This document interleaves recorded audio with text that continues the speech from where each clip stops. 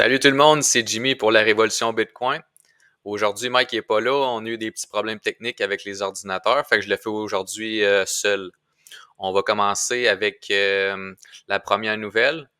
Au, à Dubaï, c'est le premier gouvernement qui accepte le Bitcoin et la crypto-monnaie dans le Middle East. C'est une très grosse ville, on la connaît tous, très, très, très riche. Comme on dit à chaque podcast, à chaque semaine, il y a des nouvelles villes ou bien pays qui adoptent le Bitcoin. Ça s'en vient plus vite qu'on le pense. Puis quand on voit des pays riches comme ça investir dans le Bitcoin puis accepter le Bitcoin, dites-vous que ces gens-là, très intelligents, ils ont étudié le Bitcoin. Ils savent c'est quoi, puis ils savent où que ça s'en va. C'est pour ça que moi puis Mike, on vous enseigne un peu c'est quoi le Bitcoin à chaque semaine, parce que c'est un événement qui arrive une fois dans une vie. Puis justement, le Bitcoin, il a été conçu pour monsieur, madame, tout le monde, transiger librement.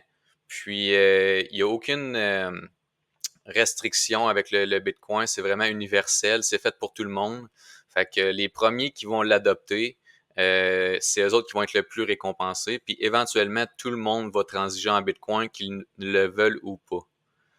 La deuxième nouvelle, ici, on voit Coinbase, la plus grosse compagnie crypto-monnaie aux États-Unis, a été acceptée dans le S&P 500. Sont situés 157e dans le S&P 500. Fait que, en rentrant, sont déjà très, très élevés.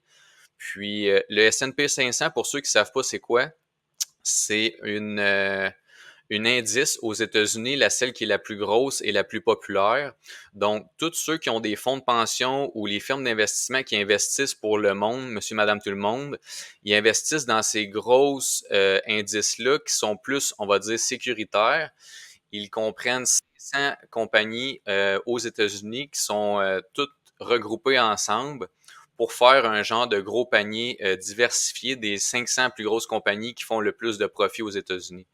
C'est la première compagnie Coinbase à être intégrée là-dedans, puis il y en a une autre qui va sûrement suivre dans pas long, MicroStrategy, qui eux aussi ont beaucoup de Bitcoin. Alors, monsieur, madame, tout le monde qui ont des investissements à la bourse, leur firme d'investissement investit dans ces compagnies-là, no matter what, parce que ils font partie des 500 compagnies les plus grosses et les plus profitables. Fait que peu importe ce que vous voulez, même si vous voulez pas d'exposition au Bitcoin, vos institutions vont le faire pour vous autres. Fait que le Bitcoin s'en vient mainstream à grande échelle. Les grosses compagnies, ils le savent. Puis, ils savent que s'ils sont pas exposés au Bitcoin, ils vont manquer le gain exponentiel que le Bitcoin profite, qu'il y a à la longue. Puis, on va en avoir de plus en plus. Mais ça, c'est la première qui a été intégrée dans le S&P 500. C'est une grosse nouvelle. Ensuite, ici, c'est un graphique qui démontre l'adoption de l'Internet en rouge, qu'on voit ici la ligne rouge. Puis en jaune ici, on voit l'adoption du Bitcoin.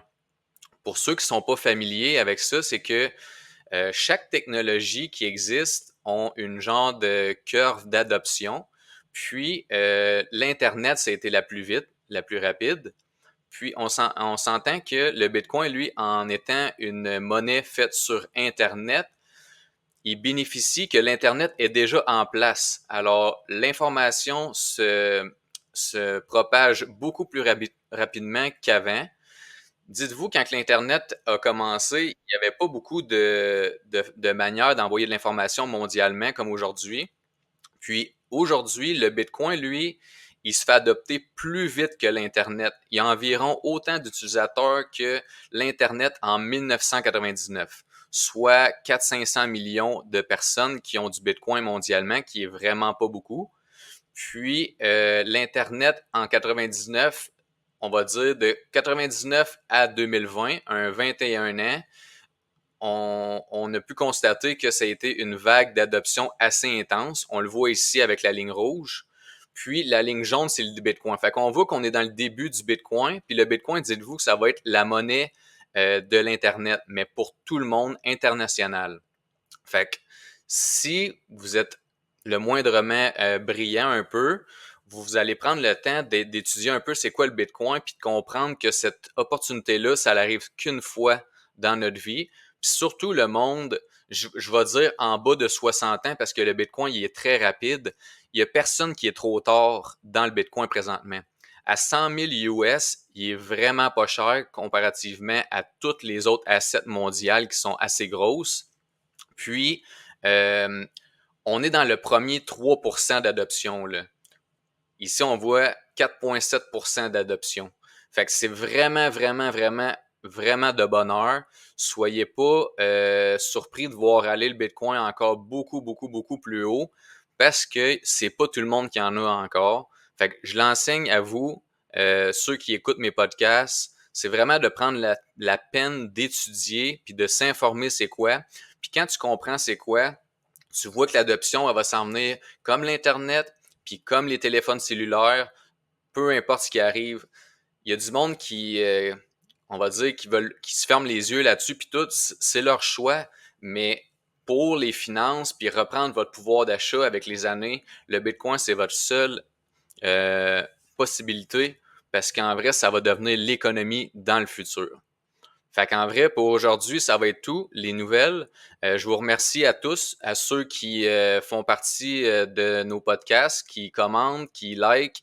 Puis je vais en refaire un autre la semaine prochaine encore. Ça va me faire plaisir de répondre à toutes vos questions. Fait que merci encore, puis bonne semaine, à la semaine prochaine.